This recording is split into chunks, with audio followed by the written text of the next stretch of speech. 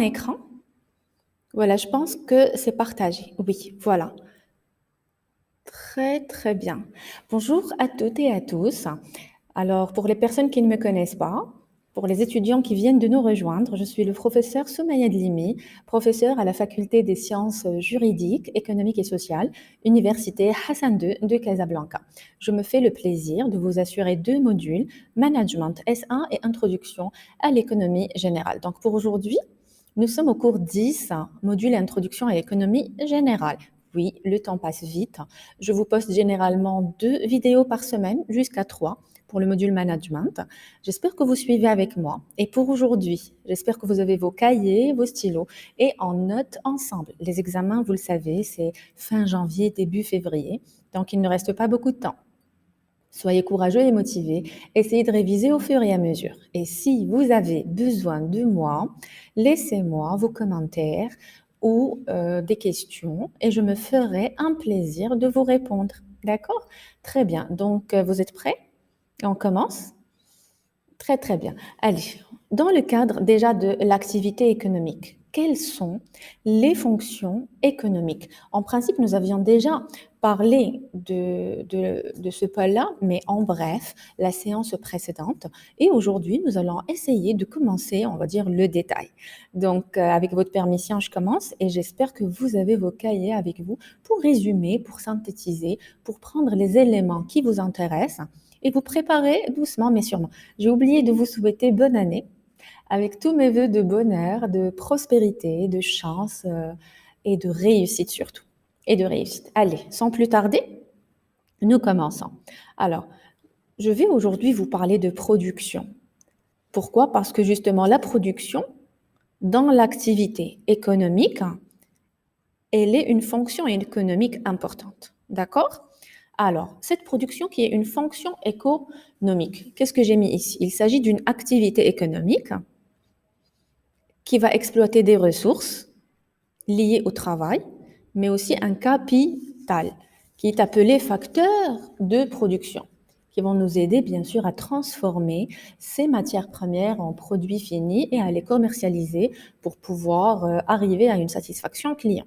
On génère un bien ou un service pour le bien social et économique de la société. Et donc, regardez avec moi, dans le but de réaliser des biens et services. À partir de quoi? De consommation intermédiaire, donc des biens ou services qui sont achetés à d'autres entreprises et puis après, ils sont transformés, ces services-là sont transformés. D'accord? Alors, l'activité économique, elle consiste en quoi? Cette production-là, à obtenir des biens ou des services en combinant plusieurs éléments, plusieurs facteurs, donc tels que le travail, les machines qui vont aussi contribuer, donc toute la logistique, avec aussi la matière première ou les matières premières dont nous avons besoin pour pouvoir fabriquer ce produit-là. Donc, elle peut être marchande ou non marchande. Si, par exemple, elle est marchande, pourquoi? Qu'est-ce que c'est? Car elle s'échange sur un marché à un prix qui va viser le coût de la production, chose que nous ne trouvons pas, par exemple, dans les ONG, les associations, etc. D'accord? Je voudrais aussi vous parler de production, mais toujours dans le même cadre, parce que pourquoi? Je vous explique très doucement.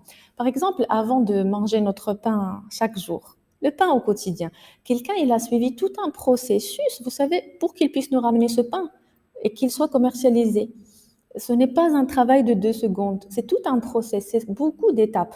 Et donc, la capacité de production d'un pays, ou le nombre de niches de pain, ou de barils de pétrole, ou de kilowattheures d'électricité, c'est cela ce qui va mesurer, on va dire, le potentiel économique d'un pays. Donc c'est comme ça que tant que nous produisons, tant que nous avons une économie en bonne santé, tant que la production est là, tant que nous avons des entreprises qui peuvent vendre, qui peuvent récolter un gain, qui peuvent obtenir aussi de l'argent à travers leur vente et reacheter des matières premières et donc revendre. Donc la boucle, elle est là grâce à ce processus depuis l'approvisionnement jusqu'à la vente et la récupération du revenu pour pouvoir encore activer le processus de production. Alors, ce que je voudrais aussi vous dire, donc selon déjà l'INRB, SEE. Donc, la production est l'activité économique socialement organisée consistant à créer des biens et des services qui vont s'échanger habituellement sur le marché ou bien qui vont être obtenus à partir de facteurs de production. Donc là, vous l'avez compris, il y a des échanges en contrepartie d'un prix ou en contrepartie d'un service. Il y a aussi plusieurs fonctions en entreprise qui vont participer à ce que le produit puisse se transformer. Et bien sûr, on parle de production marchande lorsque ça a un lien avec, comme je vous ai dit, le prix. Voilà. Donc, ça a un lien avec le prix qui va couvrir les coûts de production. Vous vous demandez, madame, où va s'effectuer la production d'une entreprise? Oui, j'ai lu la question. Alors, où s'effectue la production d'une entreprise? Ben, un centre de production, il est un lieu où s'effectue la production de biens et de services. Et cette production-là, chers étudiants, est séparée en unités de production. D'accord? Les quatre principaux facteurs de production, généralement, sont le capital matériel, le capital naturel, donc la terre, etc., le capital physique et le capital immatériel. Ne les oubliez pas, les quatre principaux facteurs de production. Lorsque je parle de capital immatériel, de quoi je parle? Je parle de savoir, je parle d'actifs incorporels, je parle de savoir-faire, je parle de travail immatériel, hein, et je parle d'esprit aussi d'entreprise qui va jouer ce rôle-là. D'accord? Donc j'espère que c'est un peu clair pour vous.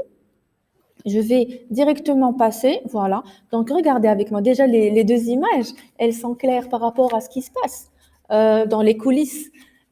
C'est toute personne active dans la transformation qui va nous permettre d'arriver à ce produit fini dont on a besoin. Lorsque nous parlons de production, c'est la création de richesses, de biens de services, et ça dépend de plusieurs facteurs, comme j'ai expliqué tout de suite.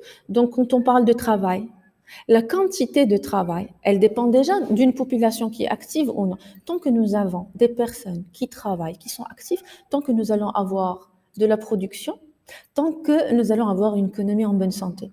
Si nous avons beaucoup de personnes qui ne travaillent pas, qui sont oisifs ou euh, qui n'occupent aucun poste, qui sont chômeurs, la production sera défaillante ou peu, ou elle n'est pas vraiment prospère, et donc ça ne favoriserait pas le fait d'avoir une activité économique en bonne santé. Donc, regardez avec moi ici. Le travail, j'ai mis, celle-ci, elle évolue quantitativement selon certains critères, soit les données démographiques, la durée des études, l'âge, le travail des jeunes, le flux migratoire. Bien sûr, tant que nous avons de la main-d'œuvre, tant qu'elle contribuera à la production. Et tant que nous avons plusieurs personnes qui sont actives dans plusieurs champs d'activité, tant que nous aurons de la diversité, beaucoup de produits que nous proposons aux clients, il aura le choix, la diversité de choix. Et tant qu'il sera demandeur, ça pousserait les entreprises à réfléchir autour de comment je peux satisfaire ce consommateur. Et tant que les gens déjà travaillent, ils ont un salaire, ils peuvent consommer. Donc, producteurs et consommateurs. Et tant qu'ils peuvent consommer, ça encourage encore plus à encore et encore plus produire. Qualitativement, selon la formation initiale et continue. Ici, j'ai mis des images pour vous rappeler aussi le capital, donc le capital humain dont l'importance est indispensable, dont l'importance n'est plus discutable. Tant que nous avons des personnes de spécialité, tant que ces personnes maîtrisent leur champ de compétences, tant que nous aurons des produits de très bonne qualité, de l'innovation, du développement, du maintien, de la pérennité. Et tant bien sûr que nous avons aussi un capital physique, donc le matériel, l'immobilier, la logistique. On est dans un cadre agréable, des bureaux qui donnent envie de travailler chaque jour. Vous remarquez plusieurs entreprises aujourd'hui, je ne veux pas citer les noms, ils ont des petites kitchenettes, ils ont des billards, ils ont des petits salons où les salariés peuvent se reposer. Il y a même ceux qui pensent plus loin, à faire vraiment style home. Donc, tu peux te sentir comme à la maison. Et ça va plus fidéliser ton client, ça va plus l'encourager à rester. Il n'y a plus ces murs gris partout. On met sur les couleurs, les tableaux, les fleurs, chaque mur dans une couleur pour se sentir en ambiance. Parce que l'ambiance, le cadre est très important. Lorsque je parle de quotidien de 8 heures par jour au travail, pour permettre aux gens d'innover et de tout le temps produire et rester performants, je dois aussi leur donner un cadre agréable dans lequel ils peuvent être performant, justement. Donc, regardez avec moi, je vous emmène plus loin. Les facteurs de production que j'ai expliqués tout à l'heure, chers étudiants. Les facteurs de production, j'ai mis sur les intrants disponibles pour fournir des biens et des services dans une économie. Donc, je parle de ressources naturelles qui vont nous servir par rapport aux matières premières. J'utilise les compétences humaines, donc le travail avec bien sûr les machines, la logistique. Donc l'homme, la compétence humaine ou le capital humain dans le processus de production est très important. Et tant qu'il maîtrise, tant que nous aurons de la qualité, bien sûr, l'entrepreneur, il a aussi un rôle. Pourquoi? Parce qu'il va organiser les facteurs de production et il va même prendre un risque. Et bien sûr, j'arrive ici au capital, donc les biens utilisés dans l'offre. J'espère que l'image, elle est claire. Vous voulez que j'agrandisse un peu? D'accord. Oui, ben, je vais essayer. Très bien. Donc là, c'est le max. Les biens utilisés dans l'offre des autres produits tels que la technologie. Tout ce, on va dire, ce schéma résume ce que j'ai expliqué. Ces éléments vont tout simplement permettre à l'entreprise de générer des biens et services, de participer à l'activité économique du pays, à permettre l'emploi, permettre la consommation, permettre à l'activité économique de perdurer, permettre à l'entreprise d'exister. Je continue. Chaque manager, responsable, leader ou gestionnaire doit réfléchir lorsqu'on pense à la production, à la planification industrielle. Voilà le schéma qui va vous orienter. Regardez, le PIC, donc le plan industriel commercial, nous devons avoir, chers étudiants, un plan stratégique hein, lorsque nous parlons de production, une vision prévisionnelle des ventes. Je ne peux pas venir et lancer mon produit. Je devrais réfléchir à la capacité d'achat, aux revenus des ménages. Est-ce qu'ils ont la capacité d'achat? Est-ce qu'ils traversent une crise ou pas? La période de confinement par laquelle nous sommes passés a créé quelques difficultés financières pour plusieurs ménages qui n'ont plus la capacité de consommer comme avant, ni à la fréquence d'avant. Ils ont même réorienté leur achat, réorienté leur gestion interne de leur foyer. Aujourd'hui, les personnes qui se permettaient certains produits ont changé aussi la catégorie d'achat. Pourquoi? Parce qu'il y a eu une circonstance, on va dire, qui a un peu limité le revenu. Et il y a même des entreprises qui ont enlevé carrément un pourcentage du salaire à leurs salariés pour qu'ils puissent les maintenir. Sinon, s'ils n'avaient pas accepté, ils allaient, on va dire, leur demander de démissionner. L'activité économique, elle a pris un coup sûr, c'est vrai, mais dans le souci de se régénérer, il est toujours utile de revoir quels sont tous les plans stratégiques, prévoir ce que je peux vendre, prévoir ce dont ce consommateur nouveau, avec cette psychologie nouvelle, ce dont il a besoin. Réorienter, changer de casquette, pourquoi pas? Ça pourrait peut-être nous permettre de nous sauver. Le plan directeur de production, le PTB, c'est la planification de la production à partir du PIC. Et bien sûr, c'est à moyen terme, d'accord? Et bien sûr, le plan de charge, le fait de piloter tout simplement de l'atelier et des ressources en temps réel. Et là, c'est à court terme. Donc, on peut commencer déjà par le PDC vers le PTB et vers le PIC. Directement, cette planification, de là jusqu'à là, va nous permettre tout simplement d'avoir une feuille de route claire, d'avoir tout sur les rails, qu'on puisse regarder dans la même direction et surtout écouler nos stocks, satisfaire le client, nous permettre de toujours retrouver la même qualité chez nos fournisseurs, avoir une vision à court, moyen et long terme sur nos ventes et perdurer. C'est la pérennité de l'entreprise dans un cadre de performance humaine et financière. Allez, je vous emmène avec moi.